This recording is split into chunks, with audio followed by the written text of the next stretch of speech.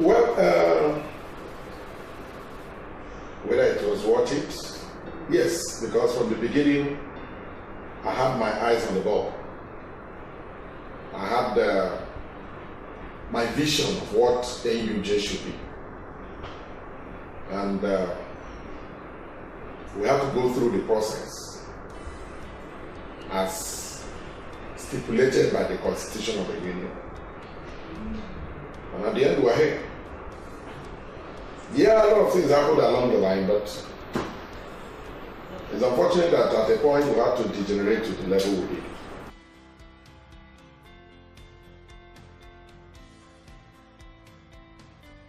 When you look at the larger political landscape, it's still the same people. Well, we belong to the same system. But it's unfortunate that at the union level, we had to degenerate to such a decrepit level. You said I also made damning allegations or accusations against people. I can't remember doing that. But for me, we try to play by the rules. It's a union election after all. We are not members of political parties.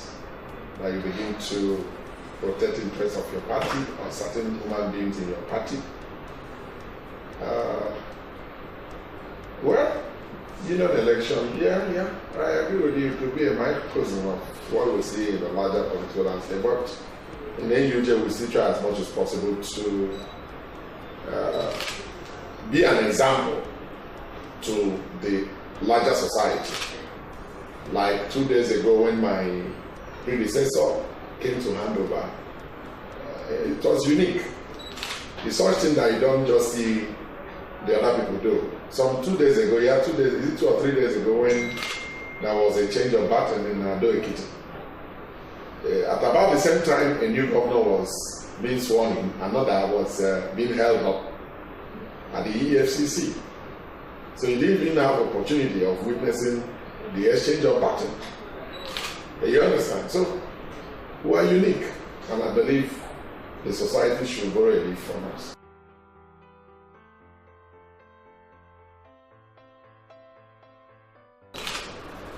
Well, as a journalist, you know what our duties are.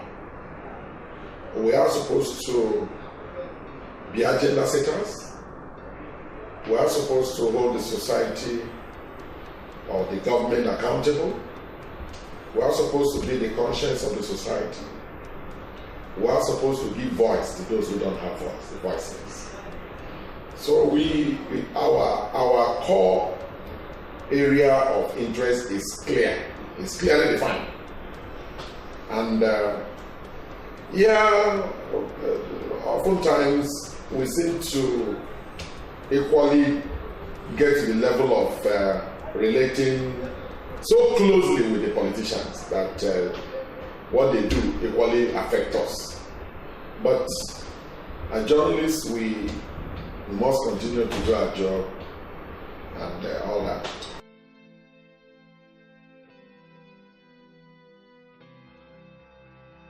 Well, the society itself is corrupt. I'm not going to pin it down to you or I. It's systemic. That's the truth. There are times you go to the gas station to buy fuel, and because the queue is so long, most times you just walk to either the manager or owner of the station, and you plead with him. You give him a tip to please allow you use your jerry can, your can to buy the fuel, so that you top up the fuel in your car. What is that called? Goodwill? That's corruption.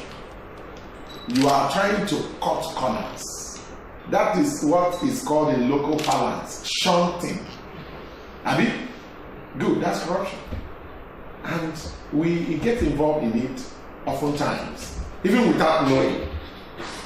It's a systemic thing which all of us must collectively work towards getting corruption out of our system. It's a collective thing. It's not you fighting corruption. It's all of us teaming up and calling corruption by its name. You understand? We call it by its name, corruption, and not start beautifying it. And we'll team up and handle it.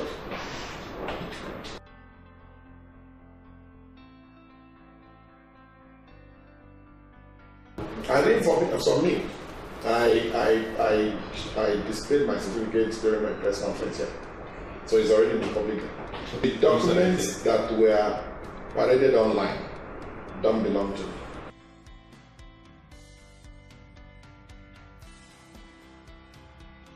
I won't join issues with my company. I don't want to join issues with my company. I don't want to join issues with my employers, and I'm not going to join issues with them anymore.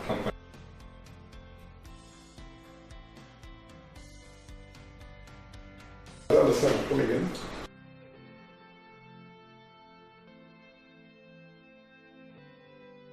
Please, everything that happened during the election, we have put them behind us. We are now at the point of taking the union out of the woods and putting it on the path of progress. I'm not going to dwell on issues that happened during the election hearing. I want to now focus on leading our people and leading the union.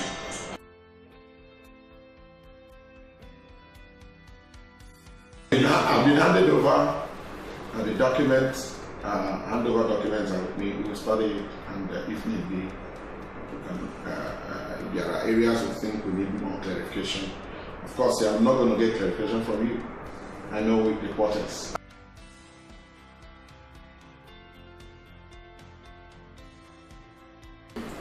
You are seeking what? We're not going to start dwelling on all this. We want to run a union and want to lead the union out of the woods. Let's not dwell on pedestrian issues. Let's rather look forward.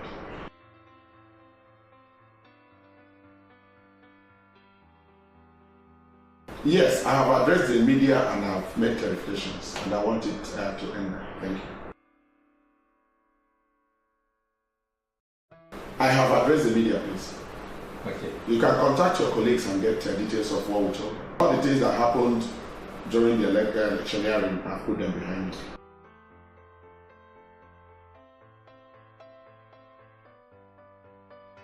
Well, we're talking about NUJ, and we are good. By God's grace, we have a credible leadership that will take our union to the next level, and that's where we are.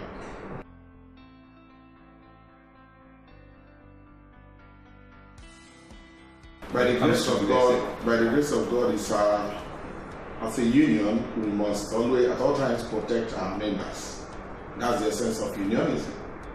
You know, if our members have issues, it is incumbent on us to attend to those issues.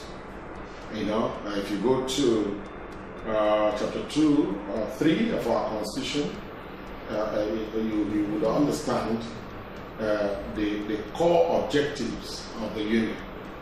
And we already took an oath to protect this same Constitution. And it is our duty to protect them. In the days and weeks to come, we're going to reach out to the relevant agencies, special security agencies, so as to make it clear to them that we're partners in progress. We are not competitors. You know, we are not rival groups. We are partners in progress. And they should see us as such. You understand? So we will take them into confidence, they take us into confidence. We work together because we have one mission: to have a sane society where the security of lives and property is guaranteed, a conducive environment where businesses can thrive, where investors will come and be rest assured that their investments are protected. That's the kind of society we want. A sane society where we, instead of making reference to other climes like in America or in Europe, we can also make reference to Africa, Nigeria in particular. Say, this is an example of what a nation should be. That is what we are looking at. That's what our major focus. And then we're going to do that in the days, in the weeks to come. And at the same time, I also want to appeal to my colleagues that to whom much is given, much is also expected. You don't just demand and demand. You also have your own responsibilities as a citizen.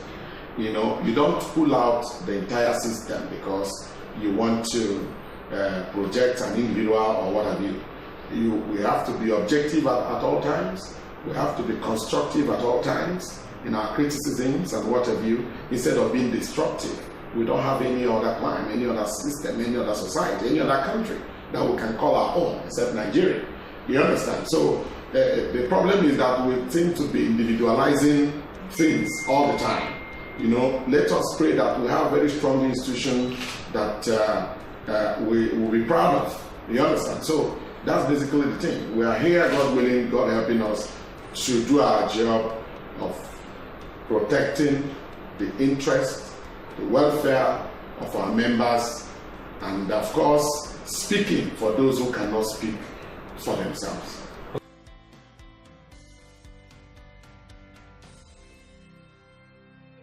I think I've substantially addressed that. Your story is not supposed to just be favorable to anybody.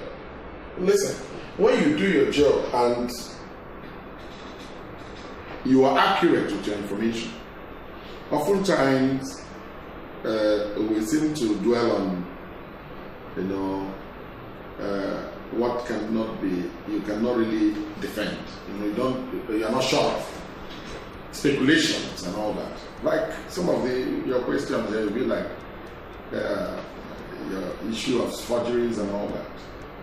You don't begin to, you know, talk with certainty, especially when you don't know about those things, when you don't have your facts. You understand? At least at the point when you are, it's an allegation, and that's the truth. As you speak, somebody went to court and it's been struck out at the National Industrial Court. The same issue, and you still make reference to it as your case of forgery. And that's preposterous. You understand? So whenever we report, let us not harm our traducers. Let's not harm our traducers, those that don't want us to even survive. You understand? When you harm them, they can easily, if you take the gun of your traducer and put the bullets yourself. Maybe when you left it there, it didn't have bullets in there. And by the time it comes back, he picks the gun, apparently trying to test it, boom, you die. You don't harm your traducer, your enemy, your opponent. You understand? That's the same message to journalists. Don't harm those who don't want you to exist. The only way to confound them is to come out clean with your facts. They would rather see ways of trying to, you know, partner with you instead of clamping down on you.